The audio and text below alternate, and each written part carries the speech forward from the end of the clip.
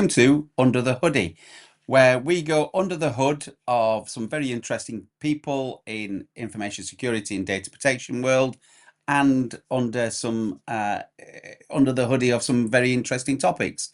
On this particular episode, I'm delighted to be joined by one of the co-founders of Unboring. Now, Kelly Allen is a really interesting person, extremely passionate about what she does. I'm going to be honest with you. We went in one direction, thinking we were going to talk very much about Kelly and about her journey into this cybersecurity industry that we all know and love.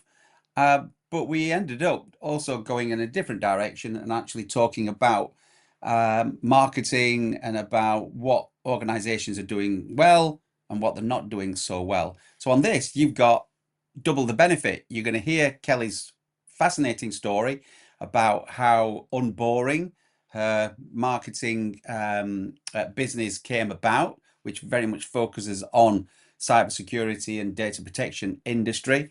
And it's almost using her words, I guess, is a plug and play service that she provides.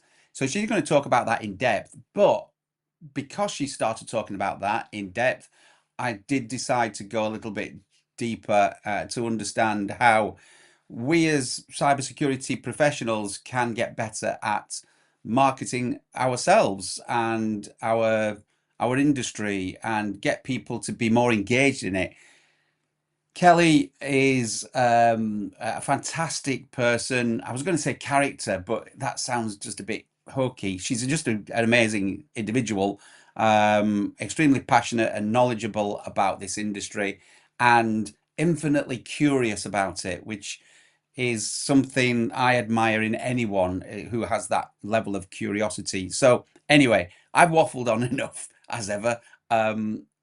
You can see during this conversation, I get quite excited talking to Kelly about the marketing and aspects of cybersecurity. So I hope you're going to enjoy this as much as I enjoyed talking to Kelly. So without any further ado, thank you very much, Kelly, for joining us. Over to Kelly and me. Thanks. Hi, Kelly. How are you doing? I'm good, Gary. Really good. Thank you for having me. You're very welcome. Thanks for accepting. I'm Of course. excited for this conversation based on what we were just talking about before I hit record as well, which we're definitely going to get back to, which is a bit of a crumb for people who are just starting. They'll be thinking, "Oh, what were they talking about?" So yeah, we're going to get into some of what you're doing now and why you are so busy, Yeah. because I think what you're doing is much needed and phenomenal. So yeah, I'm looking forward to it. But before we get into that, as ever, this is a literally under the hoodie exploration of you, understanding you, kind of cradle to grave. We'll see how far we want to go back. But yeah, it's all about you. So I'd be interested in knowing about your upbringing. Where were you brought into the world? What was your family structure? Yeah. All of that. So talk to me about a young Kelly. Okay, a young Kelly. So I grew up in would be a very traditional family, mum, dad, still together, brother and me. And I was the oldest. I was born in Swindon, but grew up in the Cotswolds. Just in Cirencester, so really nice area of the world. Not that you appreciate that when you're a child, you think you're in the middle of nowhere and you can't get, at that time, you couldn't get Domino's delivered. So I felt massively remote. Yeah, privileged child. Don't realize it now. You go, you go to the village now and you're like, oh God, stop complaining. But yeah, beautiful, beautiful. Yeah, I enjoyed school. I was pretty good at school. I was into performing arts. So I started dancing when I was, oh gosh, 18 months. And that was my absolute passion, performing arts, musical theatre, everything like that. So that's, if I'm going back to Kelly at that age, that's what I was going to do. I was going to be on the stage. I enjoyed that buzz. I enjoyed that energy. And I love the camaraderie of being in a team performance. And so that was my background, like my mum driving me around the country, I was on some TV programs. I was in Joseph Technical Dreamcoat as a little kid singing on the side. Like that was my childhood. I was very lucky and very privileged. Whether you appreciate it as a kid, I don't know. But yeah, it was great, and that's what I was going to do. I trained as a dance teacher. I meant to be going to stage school, was going well, and then I snapped my ligaments in my ankle before funding raised. And it was just something that my parents couldn't afford. They couldn't afford to fund being there and living in London and all the rest. So kind of had to pivot pretty quick. And I decided that I was going to open a dance school because I had my qualifications, but I knew nothing about business. So I looked up a load of degrees. I'd done pretty well at college with business studies. And I decided to go and do a business studies and international marketing degree in Bournemouth. And they had a good dance studio there, and I can finish my training qualifications there. So that was the decision. That never happened. I fell in love with marketing. I fell in love with boys and partying, and it just diverted. And I ended up in London, ended up in the agency life, ended up doing film promotion. That was my first experience of going into agency life and doing Wow. PR. Yeah, so it went completely different. But I Yeah. really loved marketing because for me, it was putting on a show. It was making Mm. someone feel something. It was the attention to detail. Like there's so much when you put on a musical theatre, from like the tickets to the music that's played to the email experience that you get. Like, I loved going to things like Disneyland and how that made you feel. So I think I was naturally interested in emotive marketing and experimental marketing and stuff like that without Mm. knowing it. And it cured a curiosity. And if you ask my mum, I was always that chatty one and asking questions and butting in and things like that. I think I that's got, yeah, sorry to interrupt yeah, you, but just on that, a couple of words you just said there, I think that which are really interesting, emotive marketing.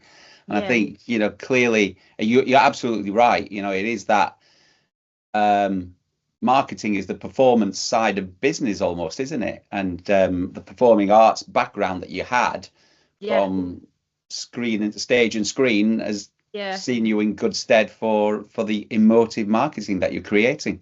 Yeah, Yeah, interesting. definitely. And I mean, I got diagnosed really late on with dyslexia at university. That got picked up, and dyscalculia and stuff, because I always thought I was rubbish at maths and it just wasn't my thing. So that made me learn a little bit more about why I operated and did things the way that I did. Like I always put myself at the front of the class. I always talked things through, more so than I was analytical or anything like that. That's just the way I learned things. And I don't think I didn't know I was doing it. It was just mechanisms that I put into place like naturally. So I've taken that with me. Yeah, so I got into the agency life that way. I did the Olympics and did some marketing and recruitment. I came back to the Cotswolds and worked for a wedding venue. So that was great because that was learning how to look after a bride, having to look after different stakeholders, like buzzing, like long hours, and doing all their marketing and all their social. That was like social boom area. So, getting onto Facebook, all those sort of things. And Then then, went back. and how old would you have been around this time? Because you've gone through you've skipped quite through a Uh, lot of things that you've done there. so I left university early 20s, went to London, did the Olympics. That was 2012. Yeah, So what am I, like 23, 24 at that point? right. uh, was working at the hotel at the similar time. Left there at 24. Did that for about 18 months. Then met my husband, and when you do events, doesn't really work so well, especially weddings, because that's all weekends. What So did your husband do? he's a carpenter, so he's got his own carpentry Right. business. He's a Okay. chippy, so he builds all the new builds, very handy. And the polar opposite to me, like very calm, very concise, very knows nothing about a computer, can't log any, like he's got much better. But at the time, like no interest in that side of things. Mm, So he was definitely my calm and my anchor. And I knew I wanted to be nice. with him. And the events kind of wasn't working. It was having to, I was missing going to things and functions and stuff like that. So I was like, right, I'm going to go back to agency life. So I must have been about 24 at that point. Joined an agency, then realized, oh, this is good. Like I'm enjoying it. Had lots of different accounts, and then, I'm pregnant. So I was like, oh, okay. So we had all these cybersecurity accounts coming through. So Sans was one of them. Yeah. Sensenet was one of them. Fujitsu was one of them. And all the girls were like, I don't want this boring cyber techie look at this, like this is boring, I don't want to go to infosec. And I was like, oh well, I'm pregnant, so if I take these ones on, I'm going to be out of here in 9 months. So it doesn't really matter. So yeah, I found out I was pregnant at infosec. Yeah, Right. I Wow. was there I and I was mean, like, I don't feel very well. This is Olympia, so you know when it was hot and sweaty, yeah. and I was running around and I was like, oh, I don't. And I was in the food hall and I was like, oh, I don't feel very well here. So I thought I was in and out. If I'm being honest, it looked like padlocks and hoodies. I had no idea what was going on, but I thought, right, just 9 months, it's fine. So I did that, had my daughter. When I was going back to the agency, the structure wasn't the same, and then WannaCry hit. And I had a really bad birth. And I was like, you know what? If I'd been in a hospital at that point, I'd have been in a lot of trouble. And I thought, do you know what? Like maybe cyber could be done differently. I was at a networking event. Someone said there's these two lads building a reseller down the road in cybersecurity. They have no idea what they're doing when it comes to marketing, but they're incredibly driven. So I sent some really up ego probably email like you need me. Right. Okay. I'm going to come in and do your marketing, and the rest was history. So that's when I joined Core to Cloud, third employee. Right. I faked it till I maked it, definitely for the first like 18 months. I was reading every acronym, trying to work out the vendors. We put on our first big event, which was ESCOM. And now it's like it's gone into its 10th year. They're doing it in October. And yeah, I stayed there 7 years and Wow. I grew that. And literally when me and you started talking was that there was an opportunity to be bought out that came on the table. The business was changing quite a bit. And I felt like I'd done not all that I could do that, but the place was Yeah. operating and I needed my next creative thing. I didn't really know what I was going to do at that point, if I was being Mm. honest. I kind of took it for, oh, that we're doing a house renovation. I'll be the kids a bit more. Started applying for some vendor jobs. Got a bit disheartened, if I'm being honest, with some of the questions I got asked. Like just Yeah. like What? the average kind of like, well, how many leads are you going to bring to me in the next few months? And I was either too channel or not product enough, or not product or not channel enough, or too creative or not data centric enough. Wow. And me and Sarah got on really well. I saw what she was doing. I saw that she launched Unboring or was looking to launch Unboring. Caught up with her London, complete off chance, was going for a tattoo with one of my really good friends who used to work with me at Core to Cloud. She was like, just reach out to her. What's the worst that can happen? So I pretended I drank coffee. I don't drink coffee to look sophisticated or a reason to meet up. Went into Costa, sat there, had a chat. She was talking about, oh, I'm not sure if I want to do this whole build a business on my own. I've been on a few job interviews. We talked about how we'd gone to some of the same vendors and whether they liked her for something. It was the polar opposite of why they didn't like me. And we were like, oh, we're literally yin to the yang of this kind of unicorn CMO that people are trying to find right now. Because I don't believe, actually, another conversation, I don't believe a CMO can be amazing at all the elements that you need out of that. You need Yeah. people that are good at all the different bits, and that's building a really strong team. We just talked about our frustrations of cyber. Was doing her doctorate and still doing her doctorate. She's passionate about how it's trained. And when she was like, and I said, oh, do you want me to come on as a freelancer? I can do some work, I can do some creative and some consulting. And she was like, no, I don't want a freelancer, but I bloody well need a business partner. And I was like, oh, got my tattoo, came home, told my husband I was opening a business. I only met this woman once, but had good vibes. It was an interesting Amazing. weekend explaining that to him, I. but the rest is Yeah. history. And Boring was born, and yeah, we've just molded our skill set together. And so this is so under the hoodie. We Mm. go under the hood with interesting people like your good self, talk about your life journey and such, which we're definitely going to continue to talk about, and some of the lessons that you've learned and some of the values and the qualities that you think have made you a success. But also we do go deeper into some key topics, and I think marketing and, dare I say it, training and awareness within a Yeah. business as well, and as such are so key. That wasn't the intention, but I think that's the direction we might go into on this. So Okay. I think if we can, we will talk about that, because I think Unboring. I think I love it. one of so talking about me for a moment, Yep. I don't do a lot of work in the public sector No. um, because my personality doesn't fit. Um, I it, can't believe that.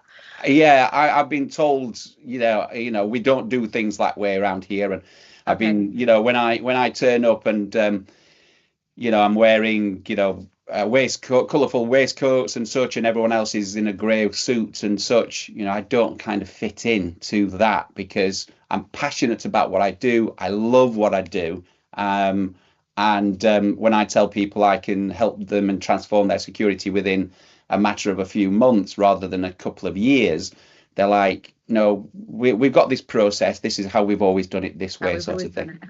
Yeah. And that boring sort of approach. So, so I love the fact that you've got this unboring approach. So yeah, pitch it to me. What does unboring look Oh, like? What okay. do you do? Yes. Okay, so Unboring is a marketing agency that specializes in cybersecurity. We have got a few tech clients, but our born and bred is cybersecurity. That's what we do. Um, and it's built from mine and Sarah's experience of working with agencies when we've been in CMO roles or marketing roles and the difficulty of that. So we see ourselves as a plug and play marketing department. We don't specialize in one thing. Like we don't just come and do your website and walk away. We don't just do that bit. We are literally plug and play. We do your revenue and systems. We do your content creation. We do your website. We do everything you need. And that's just leveled up of how much volume you want for that. And our ideal customer persona, I guess, is someone that's probably just raised money, maybe seed or series A. They've got some pretty strong targets on their head now and they need to, take marketing a bit more seriously. They might have one marketing assistant or a junior that knows what they're doing but it's overwhelmed, too much to do now, and also doesn't have the experience to talk to a VC or an investor because that's quite a daunting thing to do. Mm, It's a big jump, especially if you're like 2 years in and you're just looking for that experience and injection of growth or territory. So we work with a lot of companies that are either American, Israeli, in Europe, looking to either to get into the UK, but don't want to put the expense to put a whole field marketing team in the UK. So mm. we'll work with their American team, for example. We'll take over their content. We'll remove all the nuances.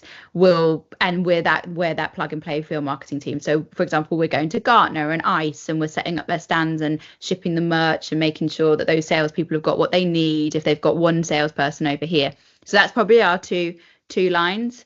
Um, of how we work with, but ideally, yeah, a plug and play. And to go back to the frustrations for me and Sarah, we work with some beautiful agencies, incredible agencies, talented people. However, cybersecurity has got quite a lot of nuances and understanding the persona. We'd get work back and be like, oh God, that's not gonna land, that's not gonna work. And we end up having to work really hard to get the agency up to where we needed them to be. And then you're just thinking in your back of your head, oh, I could have hired that, or in this time I could have done it myself. And there's nothing against those agencies; they just didn't live in our world. And we, Yeah. we both of us never found anyone that lived in our world, that understood channel, understood the nuances of infosec and why the fox and what the cyber house party. There's so many little things that you just need to know that people didn't, outside of our world don't know. So that was a frustration. Also, traditionally, agencies are generally quite good at something, like they're a specialist in SEO or PR or etc. etc. When you're a one-man band and you're having to manage all these elements and talk to all different account managers, at one point I spent most of my week just talking to the account managers of each different agency I was working with and not getting anything done. So we were like, no, we don't want that. To use an industry term, we wanted to be that one pane of glass, which I Mm. hate, by the way. But so everyone gets it in the call. We wanted to do that one shop stop that you plugged us in, you picked all the elements that you needed. You have one account manager, one team, and then we manage all the different freelancers, all the different, it take that pain away. And we built it, yeah, we built it out of experience and frustration. And if we Mm. could have an agency back when we started, what would it look like? And we hope we've created that for people. That's amazing. Yeah, I know what you mean about the pane of glass It just phrase. gets overused everywhere, Yeah, but yeah. that's what I'm putting in. These things do become cliches. I mean, unfortunately, become a cliche because they're true. I have Mhm. a more graphic version of what you just described, which is you have one throat to choke. So Absolutely. that's it. It's just the responsibility and the accountability is on me. I will go and speak to all these other vendors and manage all these other Yeah. relationships, but you have the client just has one throat to choke. It's just mine. If it goes wrong, it's me. I'm But my you're next also on the that block. translator, aren't you? You're that translator because I don't know Yeah, your persona of everyone you work with, but I imagine not everyone you work with is incredibly technical. yeah. And I that's mean, the same for us. Not everyone speaks marketing. So yeah. we I have mean, to translate to the CEO. absolutely. I am known as the professor of communicating cyber Yeah. because I talk a lot in analogies, and I often start by saying, look, if it's the first time we've met and spoken, which I know we've spoken a few times, but I will usually say to people, look, I'm not dumbing this down, but I like analogies because it brings things to life. Yeah. So when I talk about information security, I will talk about road safety and say, look, cybersecurity is like your car. That's the engine, that's the vehicle that's going to move things around. But information security is the highway code.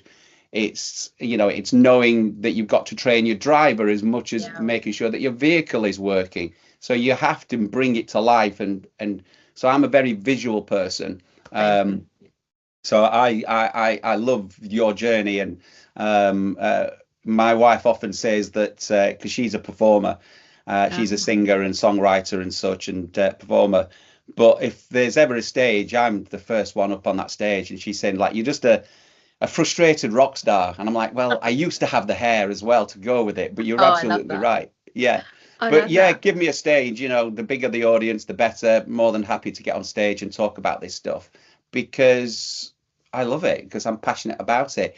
And I especially love, again, genuinely love your business because there's so many people who say, "Oh, cybersecurity is boring." And I'm like, it's No, not it's not. boring. How can you say it's boring? Look at the last five James Bond movies, and they're Yes, all, thank you. It's so James Bond. Every time I say it, I'm like, it's James Bond. Like, it's yeah. James Bond all over. Like, what are you talking about? It's Look at spies and Absolutely. Look at Netflix. espionage. How many And documentaries about hackers and about people being scammed and yeah, my boyfriend this scammer and yeah. this and I've been fished and you'll never guess who fished me, and it's like catfish. I mean, it's been going for about 15, 20 years, I that loved that program, and it's program. like I loved it. yeah, I mean, but you only have, when I say to people, have you seen Catfish? And they're like, no, I've not seen it. I'm just like, well, look, it's been going for 10 years, but just watch 3 episodes and you've kind of caught up. Yeah, you kind of caught up with it. Although I still think I watch loads of series just like, oh, what's something different that's going to Oh yeah, happen? yeah, yeah. I do enjoy watching it because it is that playing Jeopardy, isn't it? Is it going to be a real person? Is it going to be someone that they already know? So if anyone's not watched Catfish, go and watch three Yes, please go episodes. watch it. It's so good. But I mean, I think what's really important, and I probably really missed out on my journey, is the people that I had around me Mm, that took the time to explain things to me. So that some of the technical, like latching on to really great technical people that would go, okay, like like pen testing. I remember someone explaining to me, and they were like, so we bought Cysis across. Now Pantera was one of we were the first partner to bring them across, and I remember going into the NHS and we were testing it against Vectra to identify what it could do, and then they just lit up like a Christmas tree, right? And I just sat there going, I don't really know what's happening. Why is everyone excited? And the techie was like, right, Kelly, just imagine that everyone's parked their cars along a road. And I was like, okay, cool. And what they're doing right now is they're going along and touching the doors and seeing if one is open, and if they can get into it, that's the weakest link. Or think of it like a castle, and this system is the moat. It doesn't protect the doors or whatever. It's the moat, and that's or little acronyms like that. Or we would mm, I'm just thinking of another one, Illumio, with like segmentation of a network. They were like, right, think about it like a submarine. What Illumio's doing is putting the walls up, so the hacker's in there and it's filling up in that one area, but it can't get across the other submarine. The rest of the submarine will cause damage. I'm like, gotcha, right. Or like, do you know what I mean? Just little things that meant I knew what everyone was talking about in the meeting.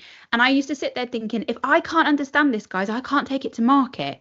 I So think that's dumb it down, talk to me like I'm a 7-year-old. And I always sat there going, someone tell me what you're saying as a 7-year-old.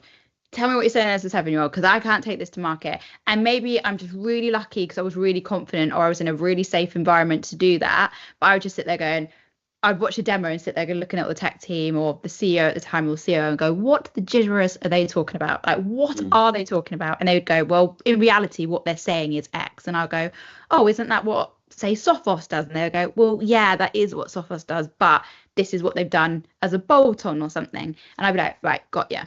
I Because how think can I that's take to market? And it's those people, that sat down with me and explained what the difference was between distribution and reseller, what an MSP was to an MSSSP. Do you know what I mean? Like everyone mm, sits there like these acronyms are what everyone knows. Mm-mm. And how is there new talent joining? I mean, even think Gartner will put a new one up, and I'll send it around the group saying, of people that I really trust, going, someone explain what this new one is. yeah. Like, I don't. And What's this new quadrant? Where are they sitting? Like, and then someone will have to come back to me a little bit more technical and go, well, that's a very good point, Kelly. It's kind of this one too. And I'm like, right, okay. But if I can't understand it, I can't take it to market. If I can't take it to market, I can't talk to your customers. yeah, So I think, and also, how does new talent join the industry if you make it too complicated? yeah, completely agree. And I think that speaks again to your to your values really, which is, you're not, there's no BS in this. It's not, there's no smoke screen. You've got, as you said, you can't take it to market. You can't talk about it in any kind of authoritative way. But also, I think it's refreshing because all too often, I used to love and pride myself on knowing all the acronyms because because I would want to ask the question. And you'd Yeah. sit in a room with 10, 15 other people and be saying, oh, this was many years ago, but people would talk about ping, or they'd talk about VoIP, and I'd be sitting there Yeah. going, what? So why do we always spell it in uppercase? Because I'm assuming that means it's an acronym. What does it Yeah. mean? And genuinely, the number of people, I'd look around these 15 other people, and they'd all sit there going, I don't know. I'm not No. quite sure. What does it mean? And you'd be like, can we go and have a look? And this is in the days before Google. You're like, can we go and find out from the supplier Yeah. what VoIP means? Yeah. And and now it's a lot easier. You can find out, obviously, using Thank ChatGPT and God for ChatGPT now, right? Yeah, but like 10, yeah, 15 years ago, but I you think had it's to sit there. great. But I think it's interesting that, again, this point that you make about speak to me like I'm a 7-year-old. Yeah. Um, I think it's Richard Branson who said, if you can't explain your business idea on the back of an envelope, then you can't explain your business. And I think it's exactly the same. If you can't teach the topic that you profess to be an expert in to a child, then you don't really understand it well enough, I don't think. Now, I have had, I'm not going to ask you how old your children are, but I have had the opportunity to sit with a 7-year-old on a call. They weren't my child, it was actually the marketing manager's daughter. And they said, here's a challenge for you, Gary, because you said that you've got to be able to explain this to a child. Can you explain cloud computing to my daughter? She's 7 years old. And I went, yeah, let's do it. Let's record it. I And love there is it. a video of me explaining cloud computing to a 7-year-old. That's It so is quite important. amusing. It's quite funny because halfway through, clearly they lost interest and started playing with Lego. But that gave me the opportunity to say, well, have you got a box for all your Lego? Well, cloud is a bit like where you put all your toys in this box, Yeah. and and you've got to protect the box and make sure that no one else can get into that box without it. And yeah, But that's it's a good important. challenge. But that's important, isn't it? Because if you get, I mean, I can go on the whole education system as well. It's a whole different topic. But if you could get in at that early and they understand it, then when Mm, you're doing the training, when you're going into your work life job, etc., it wouldn't you'd be there going, oh, I understand why I'm learning this, or I understand why this yeah, is important, or I understand the impact I could have on the business if I do connect a personal email to a private Google Cloud. Like just really silly, really simple things. If you get people interested early on, but and I've had a lot of experience of sitting with lots of different CISOs, lots of different IT managers, and the interesting one I like this podcast is I feel like all of us have had a bit of a squiggly career. I don't think there may be now that people wake up after university or wherever their education takes them and go, I want to go into the cyber, but most of us have accidentally rooted our way here. It was like it was a created career, wasn't it, like 30 years ago? So what I just think about this, and what's really important is that you've got to allow people to get in and to be able to understand it and be able to translate it. And the people in those jobs that are CISOs, etc., are all different technical backgrounds. Some are incredibly technical. Some are really good project managers and they're really good at overseeing. Like, I feel like everyone's got a different background. Maybe they were a network engineer and they've moved to a CISO, or or sometimes, like, being a CISO, they're really technical and then have difficulty translating to the board because they're incredibly technical. Like, there's good, I don't think there's good or bad on any of those, but we're all different and we all learn differently and take information on differently. So, but it's a team. This is, you're absolutely spot on. And I think that's the key thing a lot of organizations miss. And even that word technical, people say, oh, you've got to be technical in this role. My response to that genuinely now is, well, what do you mean by technical? Because I could sit here now and go really deep and technical on GDPR, for instance, or NIST, or any of the other security control mechanisms and systems. But if you mean being technical as in like an engineer to go and fix the car, you're absolutely right. I'm not the person that you need to be speaking to. But if you are only, and again, going back to the analogy, the road analogy, if you are hoping to improve road safety just by having someone who's really good at fixing the engine, then you're going to have an accident, because there's the driver behind the wheel isn't, they don't really care that the engine's working properly. They could still be tired and distracted and, on the mobile phone, and that's what's going to cause your incident or cause your accidents, and so on. So even that thing about the technical aspect, it almost expects all the security to be on one person's shoulders, doesn't it?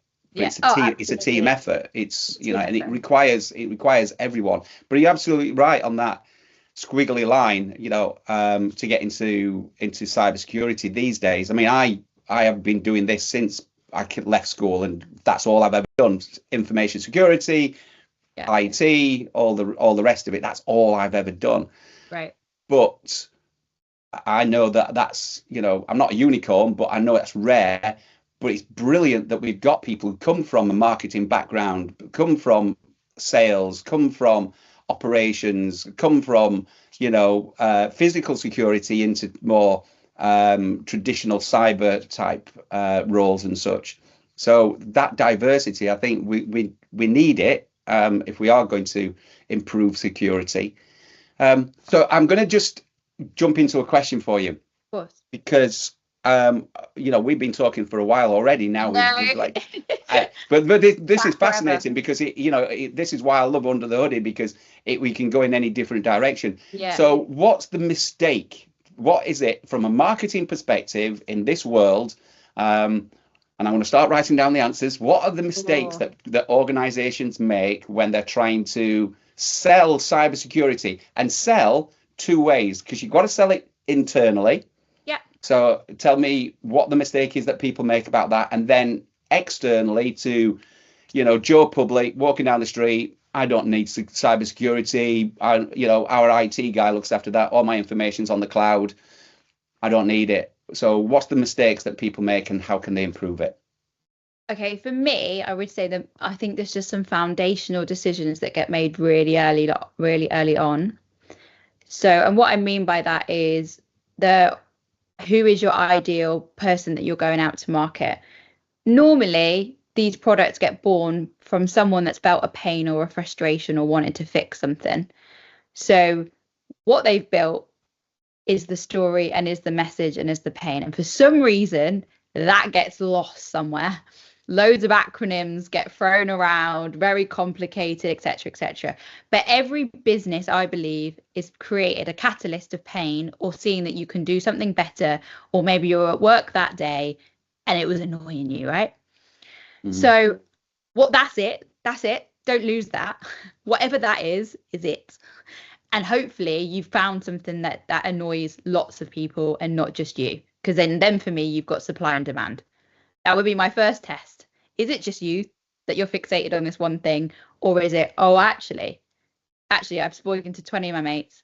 Now I've gone to InfoSec. Now I've gone to a few places. Oh, it's not just me. There's lots of us, right? And for me, that's it. That's your ideal customer persona. Write that up. Keep that. Remember that. That probably isn't the CISO. It might be lower down, but that's it. When I talk about, marketing acronyms, an ideal customer persona is that person that feels the same pain that you're trying to fix and they want to buy it. And is there a market for that? Is there supply and demand? If you realize it's just a very nuanced and there's only a few of you, I'd probably not do it. Then brand. And I don't mean this like you have to spend millions on your brand and your logo and all of this, but brand is your North Star of where you want that business to go for every decision that you make, from who you hire to how finance operates to how sales calls. Do you do cold calling? Do you not cold calling? What's the North Star of your brand? What do you want to be remembered for? What's the mission? When you've got that, then everything else comes in, like what colors you use, what font you use, how you speak, what language, how you do that, what systems do you put in place, do you have a HubSpot automation, all those bigger things that can make marketing complicated. But ultimately, I think when we get under the hood, it's generally just some of those foundational stuff just not even there. You'll go, they've just gone so quick, or they've had funding put in and it's just gone in, and oh, the founders got so far removed, or I don't know. And like you say, they can't pitch it. I think those things, I think we can get overcomplicated. And also, I feel, in my opinion, when I started, there was a few select vendors that were very good in their field, but there wasn't a huge pool to buy from. There was a few, but there wasn't a huge pool to buy from. Now, Rocket Now, people can code, create a product pretty fast, get VC money put in. Like there's some mad statistic of how many new tools are coming to the market every month, right? You cannot just win this market by product and price now. That's just not possible because there's too many. It's just too many. And what I mean by this is there are loads of companies that produce trainers, right? Loads. But Adidas, Converse, Nike, all Adidas, Reebok are still in the market because they've created a brand and a movement and a tribe and fans, and people are only Nike fans or only Adidas fans, and very similar, only an Apple or an Android fan, because people are bought into the systems, the operations, but also the brand and how it makes them feel and what people see, whether they're an Android person or an Apple. You're making a signal, aren't you, of who you are. Am I an Apple user or am I not? Even to who is a Mac user and not, right? Yeah. It's a decision that you make. And I think gone is the day of bringing out a tech to market that you cannot care about the brand. Yeah. Because that is going to be the decision of why someone buys. I know people do this big argument, oh, well, you're selling to a business and businesses don't buy into brand. I completely disagree with that. You are selling to human beings that are making a decision. Maybe there's 4 or 5 people in that decision making process, but they are still humans. They still have their natural biases. They still buy from people to people, and they will have their favorite brands. And I'm sorry, I'm pretty sure, and even in your consulting, you will see people pick the same product over and over again. And it will be because either they like them, or the customer service is great, or Jane on the phone's really helpful. Loads of decisions are made more than the product, unfortunately. Absolutely.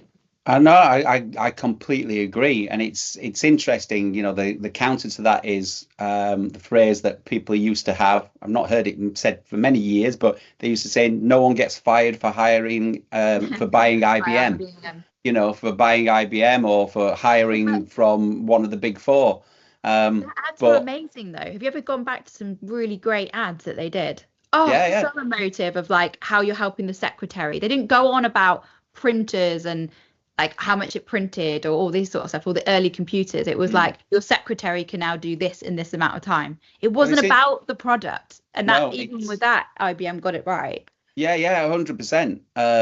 And I read this, or I heard it on a marketing podcast or something, and they said that a product, you've got to ask yourself about your product or service, is it a painkiller or is it a vitamin?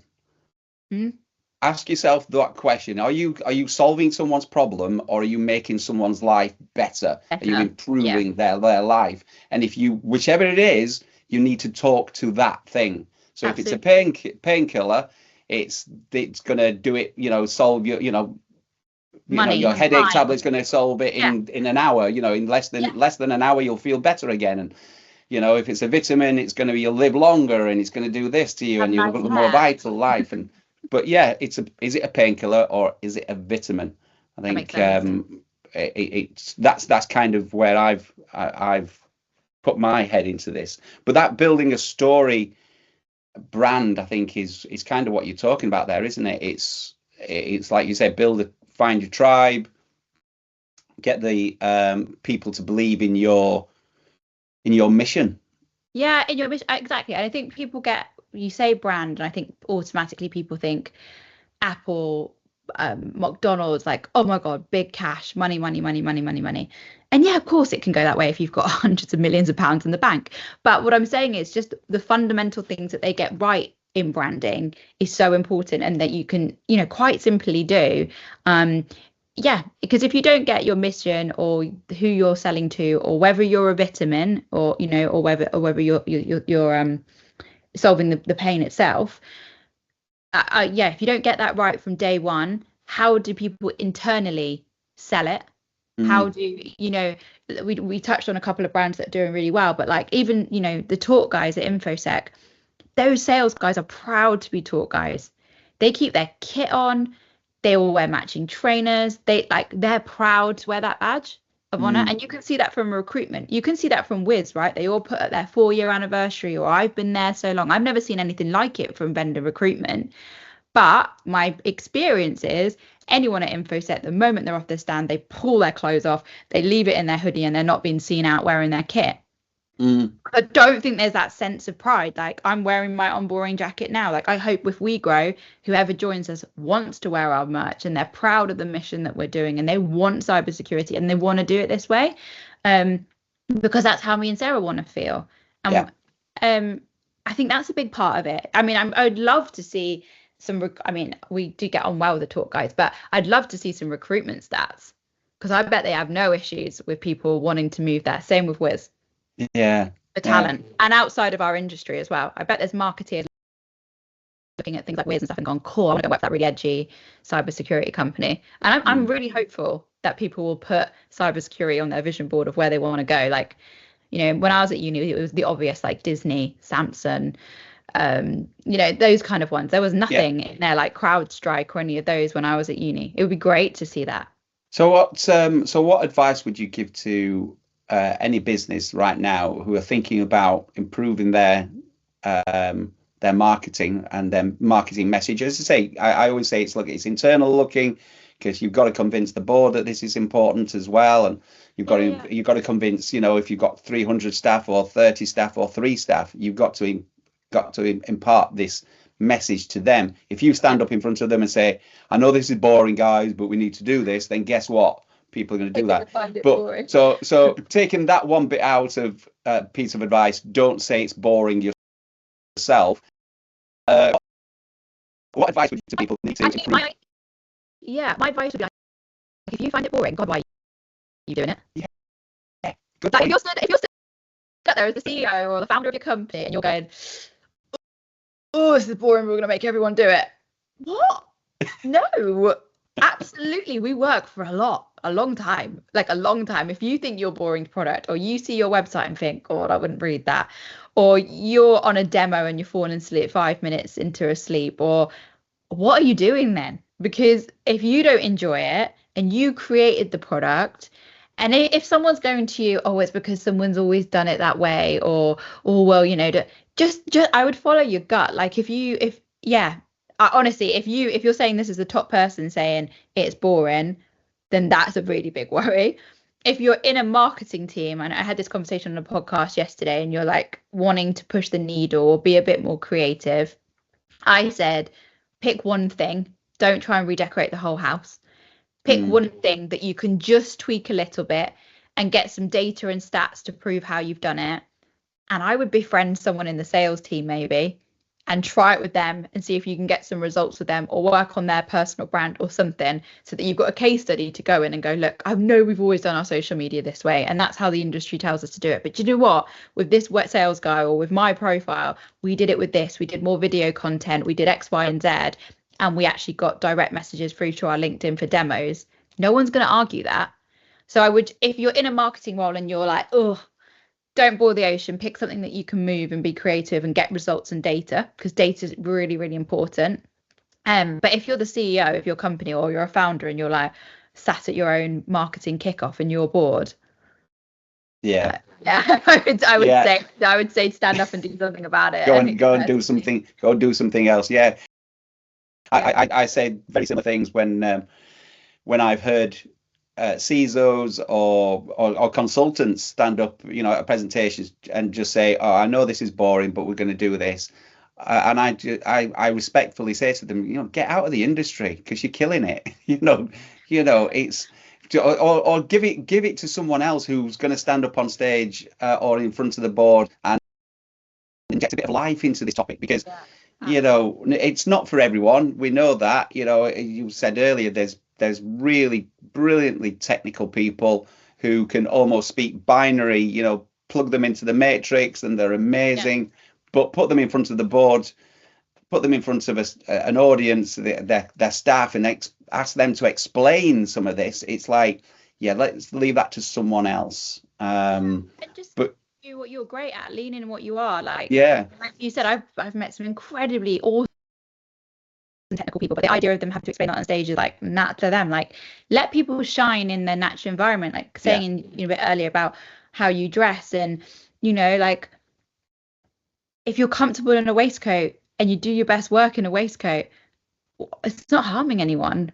Like, just let, I think you just let people be who they are, and they'll shine in their best. But yeah, that's just knowing your team and where to put them and how to bring the best out of them. It is. So another quick question I've got for you. What would you say your superpower is? Do you have a superpower?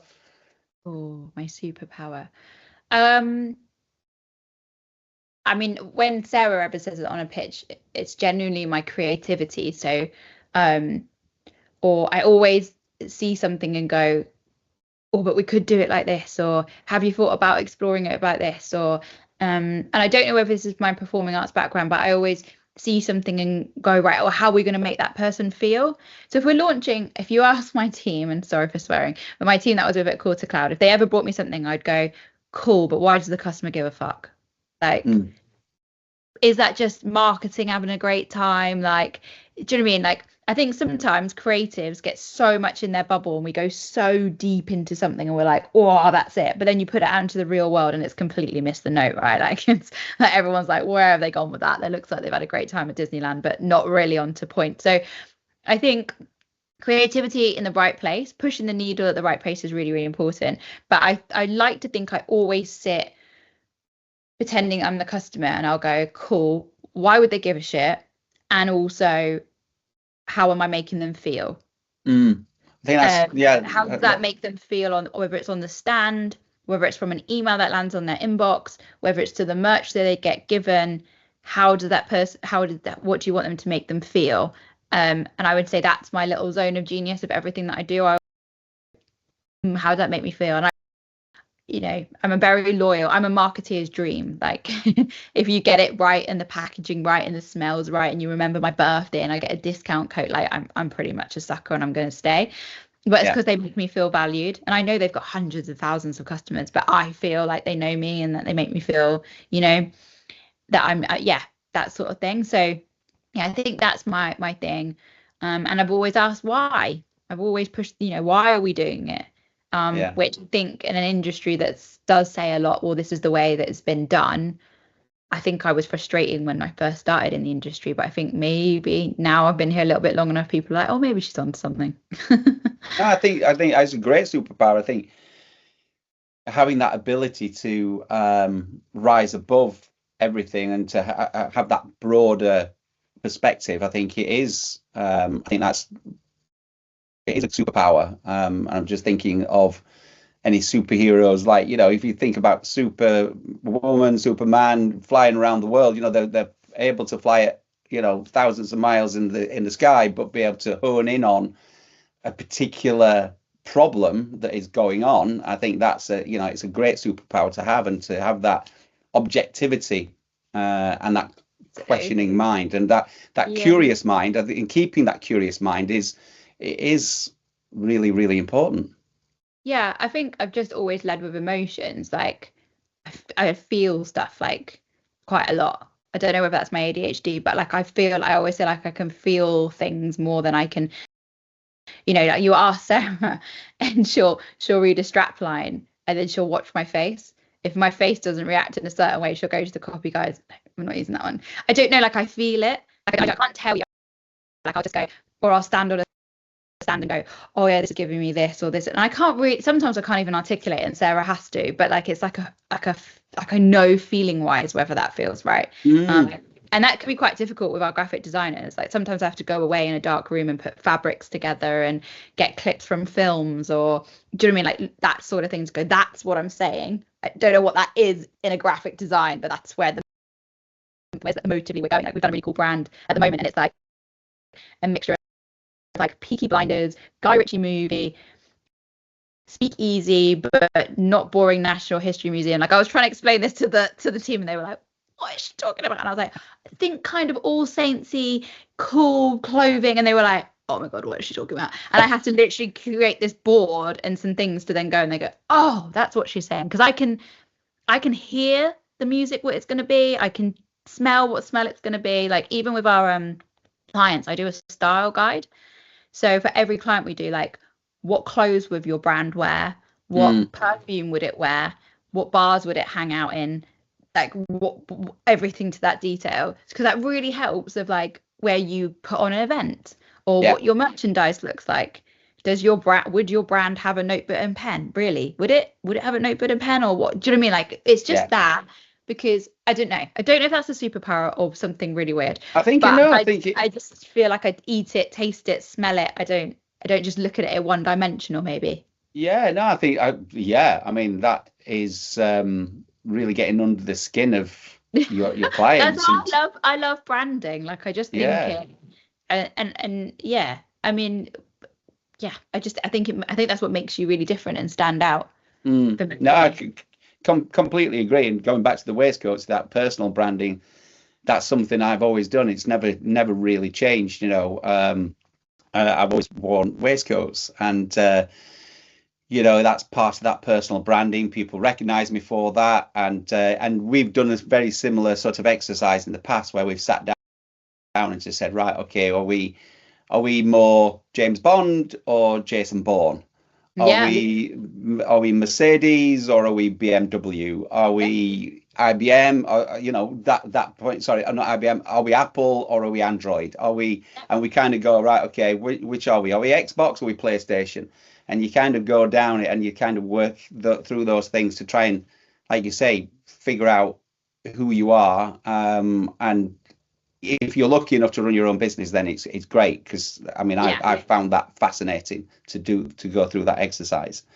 But no, I think Unboring. I think you've got a perfect name for your business. What you guys do, I think is phenomenal. Thank you. Much needed, and I can see why you're so successful and why you're so in demand. And long may that continue.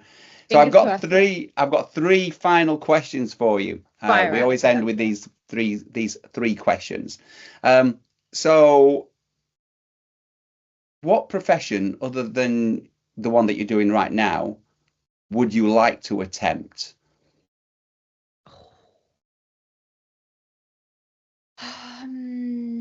I'm gonna be really cheesy. I think I'm exactly where I'm meant to be. I don't know if that's really naff. Not at all. Yeah, everything with going with Sarah has been absolutely brilliant. I'm loving the journey. I just feel like things don't happen by accident. You're where you're meant to be. So I Mm, don't think I would do anything else. I think, like I eat, breathe, love marketing. It just happens to be my challenge is cyber right now. Maybe I'll pick another mundane, technically boring industry. Maybe I'll tackle health and safety next. But I just think, yeah, I think I'm where I want to be. I think when I retire, I'd quite like a really nice card shop, stationery shop. right. Okay. I Yeah. quite like a written letter. Yeah. Nice. Yeah, I'm with you on that, most definitely.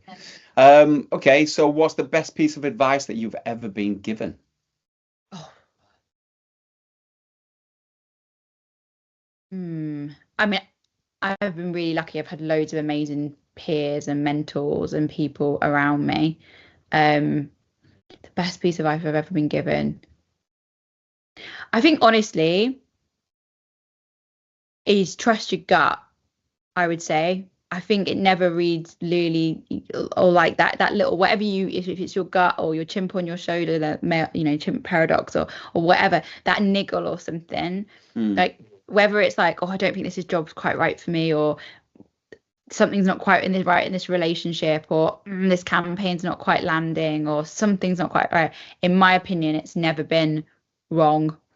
And if something's not quite right and you're not quite happy and it just doesn't land, I just think trust your gut, and also surround yourself around with people that lift you up, like that fill your cup. Yeah. Like I couldn't do this business without Sarah. I, Hmm. I absolutely hands down to people that build their own businesses on their own, but having that person to fill you up when you're down and vice versa, having a really strong network of family, having friends that really believe in you is really important. But yeah, having structural great people or peers around you that are giving you great advice and support. Yeah. And I think the other thing I would always say is like, no one knows all the answers. Like the more businesses I work with, the bigger businesses I work with, I feel like I'm going to go behind some big curtain and someone's going to tell me all the answers and they've got it nailed. The one thing I've learned that like no one seems to. Yeah. So like don't like yeah, just yeah, my best advice is just like yeah, be curious, keep learning, have the right people around you, and you know you the best. So just follow your Yeah. gut. No, that's great advice, and I agree completely with everything you've just said there. So final question. Yes. Um, so I said it's cradle to grave. So if heaven exists and you turn up at the pearly gates and God's there to meet you, what would you like them to say to you? Um, you made a difference. Perfect. Yeah, I think you made a difference, and I always talk about this with my daughter, like whether this is the only place we'll be, or who knows, I don't know that, we'll find out when I go, but like I think you're remembered of how you make people feel Mm, rather than what you had, what you owned, or what you did. So I would like to make a difference, and I would like to think that whoever I meet, that I make them feel nice or happy or seen or heard or whatever. Because yeah, I just think yeah, I'd like to make a difference, and I'd like to that someone to think that yeah, I always had time or respected them, and I just made them feel nice. That would be really lovely. That I made a difference and made people feel good. yeah. No, well, I have absolutely no doubt whatsoever that's the kind of thing that they would be saying to you, because you clearly are making a difference and you've made a difference in Yeah. everything that you do. So keep up the amazing work. So Thank thank you. you. No, No, thank you for thank your time. you. Yeah, no, thank you Um, so much. no, that's been brilliant. Well, you and I are going to carry on talking. We'll let everyone else go. And yeah, so for everyone who's watched and listened, thanks ever so much. Give this a like, give this a share. Love to hear your comments and thoughts. You definitely need to reach out to Kelly, especially if you're of the mindset that your marketing around information security, cybersecurity, data protection, privacy is a little bit lackluster, needs a little bit of zhuzhing up or a little bit of Yeah. life. Well, you know the Yes. person to contact. So Yeah, yeah, so definitely. yeah, Thank you so so much. no, thank you. Thanks to everyone, and let's you and I carry on talking. Is that all right? Sounds good. Amazing. All right, let's keep going. Thanks.